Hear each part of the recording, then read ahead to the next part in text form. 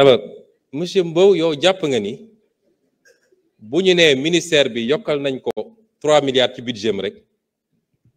mooy ministre ba dugal na ko ci poosam mu ngi gundaanda parce que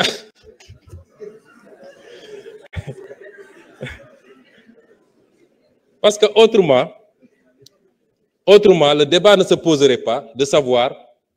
ñaata milliards la ñu yokk ci présidence wala ci primature wala fële li am solo mooy lan moo tax milliards yu dem fa ak naka lañ koy utiliser c'est toute la question mais ñëw fii naan li tax lii dem li tax non parce que quand on yow xam nga ni l'organisation de la répartition des services de l'État chaque année wala chaque ministre chaque gouvernement dañuy andi un décret de répartition mais les services ne sont pas figés tel service peut dépendre de tel ministère ñu réorganiser yóbbu ko tel ministère wala ñu jël ko yóbbu ko primature boo ko yóbboo nag budget da koy topp loolu moo tax yokku di am waaw loolu lu fi jara 15 milliards lii yóbbu nañ ko fi lu ko fi jar quand même donc xam nga moi je pense que le débat est très très mal posé et les gens vont ci télé yi naan Diomaye consomme tant par jour fan la ko Diomaye consommer je vais vous dire ce qui se passe tey soo ne augmentation budget présidence de la République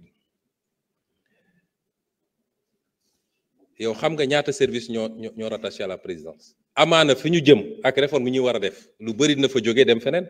li dina ñëw primature li dina ñëw feneen bu soobee yàlla mais en attendant te loolu fii lañ ko fekk ci yéen et c'est l'un des problèmes mooy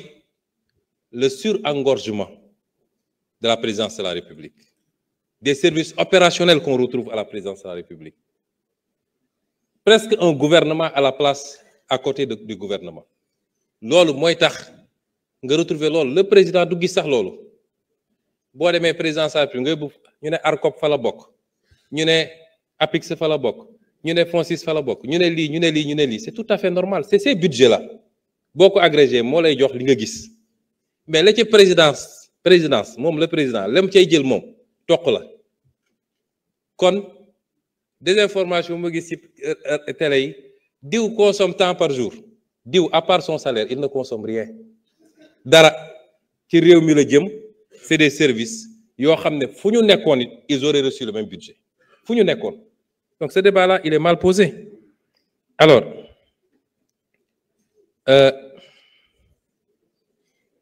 fonds intergénérationnel bi dafa topp rek FONSIS c'est rien d'autre maa ngi ñëw ci point yëpp deuxième désinformation parce que daanaka sa fiche sax dafa réer tellement da nga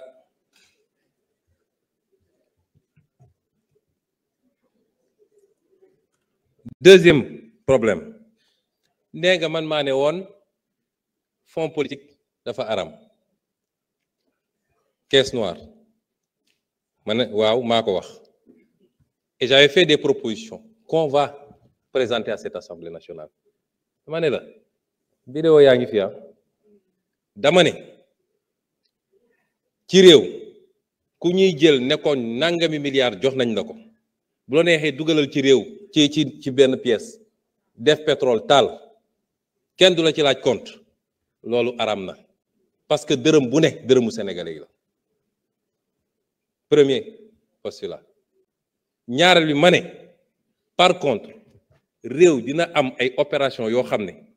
c'est des opérations ultra sensibles yoo xam ne mënoo ko mentionner dans un budget amul réew bu amul fonds secret donc il faut avoir des fonds secrets mais qu'il faut encadrer avec une surveillance boo xam ne il peut y avoir 2 députés de l'Assemblée nationale un magistrat etc ñuy saytu loolu des gens qui assermentés pour xam xaalis bi fan la dugg loolu man maa ko wax donc su ngeen jógee nee na dafa araam dafa lii dafa laa li ma wax yépp dama ko calibrer génne les différentes possibilités yi am ne man bii mooy sama préférence te lool ci réforme boobu la ñu war a dem kon su ngeen jógee ne Sénégalais yi waaye neewoon na lii dafa araam nangam ça c'est de la désinformation muy ñaareel bi nee nga font vote sans débat du budget, mais ça c'est de la mauvaise foi, c'est de la mauvaise foi. yéen ñëpp xam ngeen ni fii ak 31 décembre munoo fi def plénière ci budget bi voté ko loolu àdduna amul ku ko xamul. ñun amuñu problème pour ñëw débattre fii lan moo ñu jaaxal fii ci assemblée yow quand même amuñu problème pour ñëw débattre fii. alors kon si on ne vient pas c'est parce que ñun bëgguñu que le budget soit décrété par le président de la République parce que c'est une des possibilités. Mais am na une solution intermédiaire parce que su ngeen agir loon ni ngeen agir ne coûte que coûte il faut ngeen attaquer il faut ngeen daaneel gouvernement etc. Et si on n'avait pas dissous l'Assemblée on aurait pu faire une session budgétaire nañ ko daan defee mais ñëpp xam nañ ni techniquement les gens même s'étonnent comment on a fait pour pouvoir faire ce qui a été fait. loolu moo tax ñu ne bàyyi nañ leen ngeen def commission li ngeen waroon débattre yëpp wax ngeen ko. moi j'ai été député. la ngay wax fële nga koy wax fii c'est pour que sénégalais yi xam ni yaa ngi wax mais du fii la ñuy defee liggéey bi vous le savez bàyyi nañ leen ngeen dem commission. on a délibéré en conseil des ministres l'autre semaine mais on l'a pas mis dans le communiqué du conseil des ministres vous savez pourquoi? parce que suñ ko defoon rek ça aurait induit probablement l'interruption immédiate des travaux de commission et on ne voulait pas qu'il y ait interruption des travaux de commission. ñu ne kon bu ñu ko def ci comité du conseil des ministres mais le secrétaire général n'a qu'à faire le PV le mois venu on saisira l'Assemblée parce que la loi a dit simplement après délibération en conseil des ministres on a délibéré mais c'était pour permettre au moins que les travaux de commission se passent mais ñun lu ñuy nëbb ci budget bi ñun ñi leeral lépp ba ñu gis seeni tooxi doone lan lañ fiy nëbbati quand même. alors et enfin dernier amalgame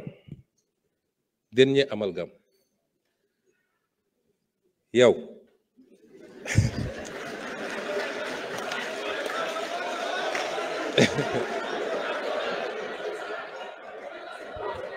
s'il vous plaît laissons-le terminer. xam nga yow s'il vous plaît. xaw ma ndax amalgame la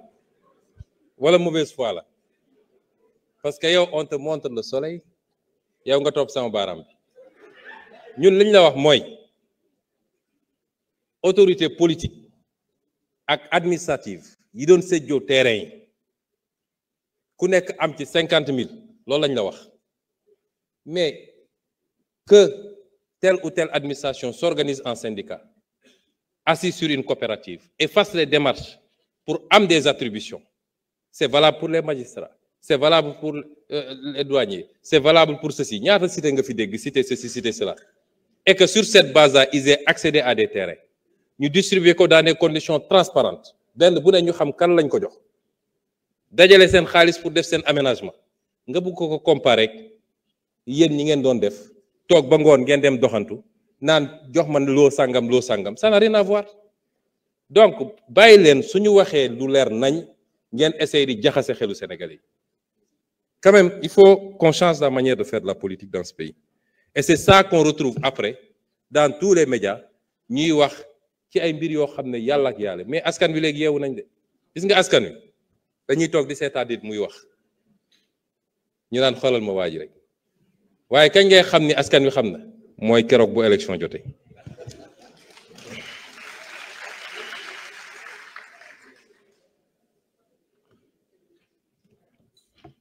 Alors,